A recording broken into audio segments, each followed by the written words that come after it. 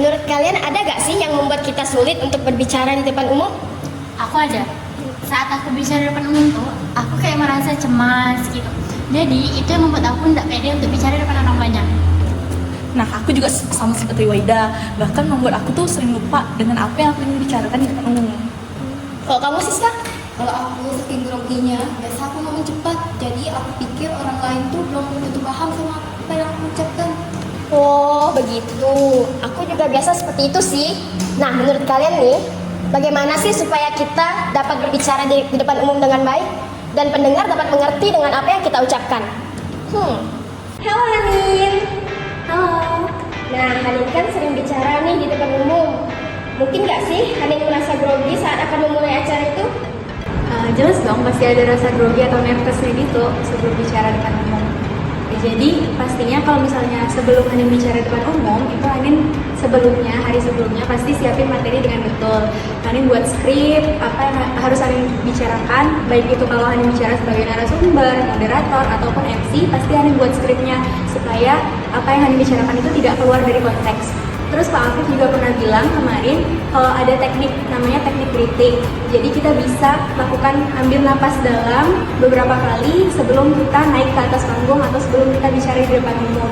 Itu bisa juga jadi salah satu cara supaya kita tuh lebih tenang, lebih rileks dan lebih siap gitu untuk bicara di depan umum. Nah, saat ini kita juga akan membahas bagaimana cara mengatasi masalah dan meningkatkan komunikasi interpersonal bersama Bu Deva. Nah, beliau merupakan dosen sekaligus kaprodi dari Prodi Statistika dan juga dosen pengampu dari mata kuliah Teknik Komunikasi. Komunikasi interpersonal yang efektif sangat-sangat diperlukan ya. Karena sebagai makhluk sosial tentunya kita tidak bisa terlepas dari hubungan dengan orang lain. Sehingga komunikasi tentunya sangat penting dilakukan. Nah, banyak sekali manfaat dari komunikasi interpersonal yang baik karena di sini kita bisa menghindari adanya konflik internal. Kemudian dengan komunikasi interpersonal yang efektif kita bisa menyampaikan ide, gagasan, kita bisa bekerja sama dengan tim juga. Kemudian melalui komunikasi interpersonal yang efektif juga kita bisa mendapatkan kepercayaan dari orang lain. Nah, tentunya ini perlu kita latih dan kita kembangkan terus-menerus. Nah, tentunya kita bisa mulai dari diri kita sendiri dengan cara kita harus bisa menghargai orang lain. Bagaimana ketika orang lain menyampaikan pendapat, bagaimana cara kita memberikan pendapat kepada orang lain, bagaimana kita bisa menyampaikan ide dengan baik, bagaimana kita bisa berlaku sopan kepada orang lain. Nah, dimulai dari hal-hal kecil terlebih dahulu, sehingga komunikasi interpersonal bisa kita bangun dari diri kita sendiri. Nah, tentunya ada juga hambatan ya untuk membangun komunikasi internal atau dalam membangun komunikasi interpersonal, karena karakter ataupun budaya ataupun kebiasaan antar orang ini berbeda-beda, sehingga ini adalah salah satu hambatannya dan tantangan kita bagaimana kita bisa memberikan trik-trik yang tepat, bagaimana cara menghadapi lawan bicara kita supaya tidak terjadi konflik atau supaya tidak menyinggung perasaan orang lain.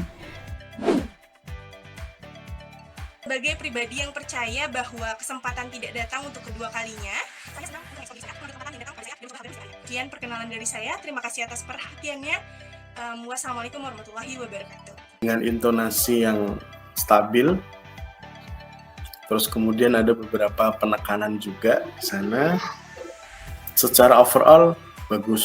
Nah, paling nanti yang perlu dilancarkan tadi ada beberapa ini kan sebenarnya kesempatan untuk menyambung, apalagi nih yang mau kita sampaikan. Nah, alternatif terbaik sebenarnya untuk menghindari atau ini lebih baik kita diam sambil mikir gitu. Adapun materi pembelajaran teknik komunikasi bersama praktisi mengajar yaitu komunikasi kelompok, komunikasi bisnis, komunikasi massa, komunikasi interpersonal, komunikasi intrapersonal, dan juga implementasi dari teknik komunikasi ini.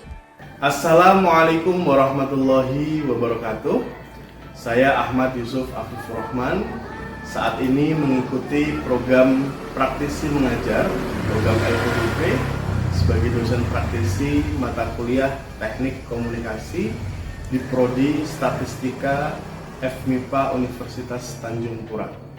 Saya memiliki kesan dan pesan mengikuti program ini sangat luar biasa sekali, bisa berdiskusi dengan mahasiswa, bisa berargumentasi, bisa berdiskusi secara terbuka apa-apa yang menjadi kendala dalam komunikasi, apa-apa saja yang perlu diperhatikan dalam ilmu komunikasi, sehingga dengan program praktisi mengajar ini mudah-mudahan menambah khazanah pengetahuan kita bisa lebih baik lagi dalam teknik komunikasi. Saya berharap program ini terus bisa berjalan dan bisa berkolaborasi dengan para praktisi ahli sehingga bisa sukses dalam kegiatan-kegiatan berikutnya. Dan terima kasih banyak atas kesempatan yang diberikan bisa berkolaborasi di Prodi Statistika FMIPA Tanjung Pura. Sukses selalu. Terima kasih. Wassalamualaikum warahmatullahi wabarakatuh. Ya, sekarang ini universitas atau perguruan tinggi didorong untuk melibatkan para praktisi mengajar di kampus. Salah satu program yang ada adalah program praktisi mengajar.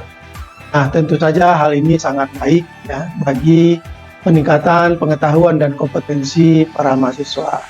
Mahasiswa dapat belajar dari para praktisi yang bisa saja mempunyai pengalaman yang berbeda daripada dosen-dosen yang berkecimpung di dunia teoretikal dan praktikal di dalam kampus. Jadi praktisi lebih banyak berkecimpung dengan pengalaman praktis di lapangan. Oleh karenanya tentu saja hal ini akan memberikan wawasan yang lebih luas lagi kepada mahasiswa. Dan itu tentu kami sangat terbuka dan mendukung program-program praktisi mengajar ini.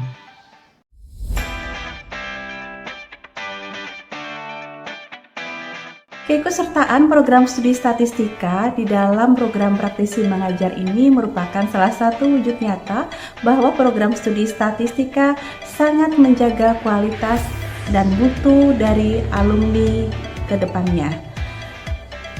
Melalui kolaborasi dengan praktisi dalam pembelajaran pada mata kuliah tertentu, diharapkan mahasiswa dapat memperoleh bekal pengalaman dan pengetahuan yang cukup tentang penerapan dari mata kuliah yang mereka pelajari selama di program studi statistika Fakultas MIPA Untan.